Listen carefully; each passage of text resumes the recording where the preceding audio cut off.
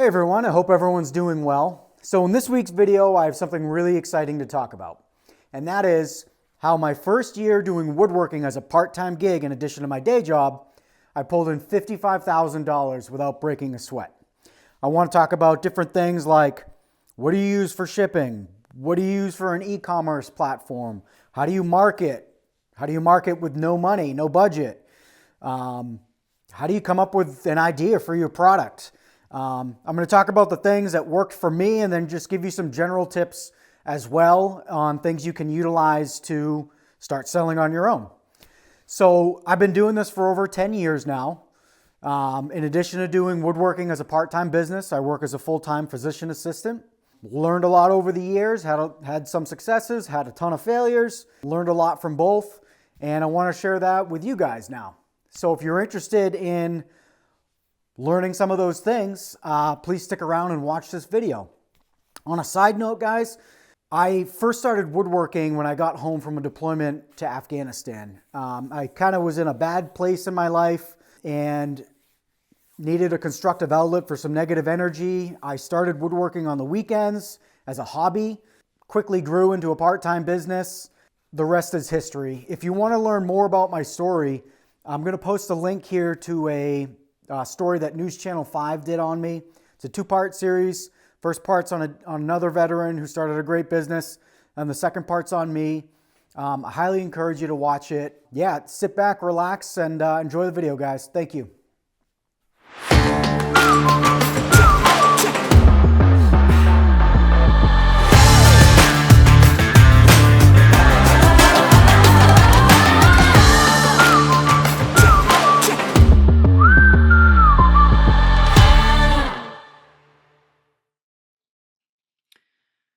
Hi guys, how you doing and welcome.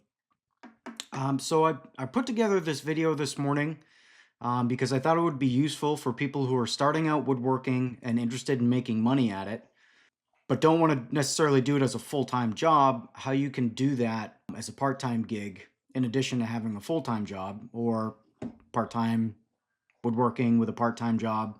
And these principles can even be applied to if you're doing it full-time.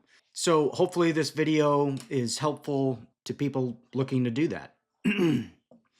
I first started out woodworking as a hobby, just doing projects around the house, making stuff for family and friends for probably like year and a half, 2 years before I got serious about trying to do it as a part-time job. And I think that's key to starting out is if you have no background in woodworking, no background in DIY, stuff like that, no knowledge of tools, you want to spend some time getting yourself familiarized with tools and how to use them and what is woodworking, and before you jump into doing it as a part-time gig. I watched a lot of YouTube videos. YouTube is an excellent resource. I took some classes at a local store called Woodcraft. In my area, there's a couple in this state. They're nationwide though. Woodcraft, I'll put a link in the video. They offer some really good intro to woodworking classes, so they're a good resource. So that's definitely key, is familiarizing yourself with woodworking. If you're already at that stage, then great, you can skip that step and jump right into it. So how do we do this? How do we organize everything and get ourselves a system that works for doing this as a part-time gig? Well, the first thing I just talked about, that's getting familiarized with woodworking. Step 1. Step 2, purchasing equipment and finding a product. So for that step, purchasing equipment and finding a project, what do I mean by that? You're going to have your basic woodworking setup ready to go for this. So basic things like table saw, miter saw, circular saw, drills, drill bits, those kind of things. You're going to have your basic tools in order to do this. And then what you get for products next is linked to what you end up making as a product. So I'm going to talk about what I made, and that was custom wooden signs. So with my background in the military, I started making wooden American flags. I made my first one for my parents with no intention of selling at any point, but it came out pretty good, and family and friends said, "Why don't you sell these things?" So that's kind of how I started, how I got my idea. That idea adapted to, in addition to making just wooden American flags, I made them with custom logos and custom sayings, phrases, things like unit numbers, names, ranks, things like that. So I needed something to be able to make my products custom. And you have a couple choices for that. Some people use a laser engraver. Some people use a CNC machine. I went the CNC route. My first CNC was a Shapeoko CNC. It's a really good entry-level CNC. If you're looking for something, I'll put a link in the description. Entry price was about $2,000 to get this machine, get it all set up and get going. So there is an initial investment, but it's definitely worth it. So that was where I was at. I got my equipment. I had my Shapeoko machine. I knew what I was going to sell. I had a product. And the key to my success my first year, I think, was really the customization. I think if I had started off selling something generic like cutting boards, kitchen decor items, things like that, those are really hard to sell because so many people make them. And it's really hard to enter the selling arena in woodworking with just a generic everyday product because there's so much competition. And when you're first starting out, you're not going to be great at it. Like, you're going to have to take time to develop skills, and you're just competing against people that have been doing this for years and years and years and have the process streamlined, and it's very hard to enter in with that type of thing. So having a product that you can customize is great because it's unique, it's what people want, and it lets you get your foot in the door. So I highly recommend getting a CNC machine or a laser machine to start out, and that'll allow you to customize your products. So the third step is streamlining the process of making your product.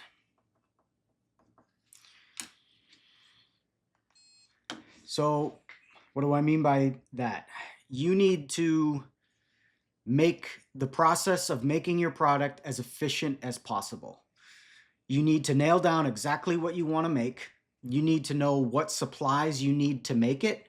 You need to know where to get those supplies. You need to have a steady stream of supplies on hand so you're not running out in the middle of the building process and having to run to the store. That'll definitely slow you down. You need to have predetermined setups for your CNC machine.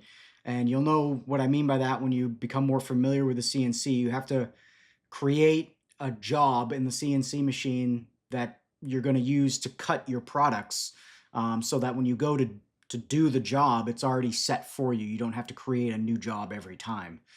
So there's a lot more that goes into it, but basically just knowing that you need to streamline the process. You need to be efficient at it. By the time you're ready to start selling, you need to know how to make your product, how to make it quickly, and how to make it good. Step 4 is selling and shipping platform. So this is a big one because you need to have a way to collect money from your patrons and get them their product. I eventually graduated to starting a website and using a website that had a commerce platform, and I highly recommend this. I highly recommend making the investment and getting a website. It's not crazy expensive. You need to first purchase a domain. That's your space on the web. And then you need to purchase a website platform. I used Squarespace. They're really good. Highly recommend them. And they charge, the platform I used was, I think, $40 to $50 a month. And that allowed me to have my website, have a selling platform, and have the ability to send customers emails and things like that. So it's not super expensive, and I highly recommend it. So with Squarespace, it takes some time to set up your website. Took me about a week to design it and, get what I wanted. And then it takes a little bit longer to be familiar with the software on Squarespace. And by that, I mean like how you set up making descriptions for your product, how you price them, things like that. And then connecting it all to a system that handles money. I use Stripe. Squarespace uses Stripe. Um, and you need to have a separate account set up for Stripe. It's easy to do. And also, the thing I like about Squarespace is they have a shipping platform built in to the website. So it's all kind of linked in one package. Finding a place to process the money like Stripe, a place to create your website, and then a place to ship was all built into Squarespace. So it's a really good option to get yourself set up. And the last thing I want to talk about is marketing. So how do you get the word out? And in my case, how do you get the word out with basically no money to spend on marketing? So I was using social media, and that's really hard to do unless you already have a very large account with a big following, because as you know, when you make a post, you might get a couple of likes, a couple of views, things like that, but you're not reaching a wide audience. And in order to sell your product, you're going to have to reach a wide audience. So one option people do is go to craft fairs and things like that. I never actually did that because I didn't need to. I ended up using Facebook for all my advertising, and I found kind of a loophole. And that was I started posting messages in town Facebook groups. So if you know Facebook, you know there's a section of Facebook that's dedicated to groups. So I live in the town of Westminster, for example, and in this town, there's a couple of different Facebook groups. Residents of Westminster, happy people of Westminster, you're from Westminster if, like different Facebook groups like that. And basically what you do is you send a message to the person who runs the group and say, do you mind if I join the group? Explain why you want to join. Say you're, a person who sells this product and you just want to get word out.